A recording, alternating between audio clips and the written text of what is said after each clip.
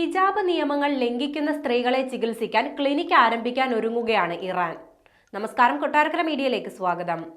ഹിജാബ് നിയമങ്ങൾ ലംഘിക്കുന്ന സ്ത്രീകളെ ചികിത്സിക്കാൻ ക്ലിനിക്ക് തുറക്കാനുള്ള പദ്ധതിയുമായി എത്തിയിരിക്കുകയാണ് ഇറാൻ. ഹിജാബ് റിമൂവൽ ട്രീറ്റ്മെന്റ് ക്ലിനിക്ക് എന്നാണ് ഇതിന് പേരിട്ടിട്ടുള്ളത്.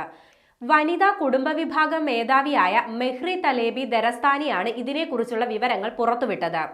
ഹിജാബ് ധരിക്കാത്തവർക്കുള്ള ശാസ്ത്രീയവും മാനസികവുമായ ചികിത്സ ക്ലിനിക്ക് വാഗ്ദാനം ചെയ്യുമെന്ന് ദരസ്താനി പറഞ്ഞു. പുതിയ പദ്ധതി പ്രഖ്യാപിച്ചതിന് പിന്നാലെ പദ്ധതിക്കെതിരെ നിരവധി പേരാണ് രംഗത്തെത്തുന്നത്.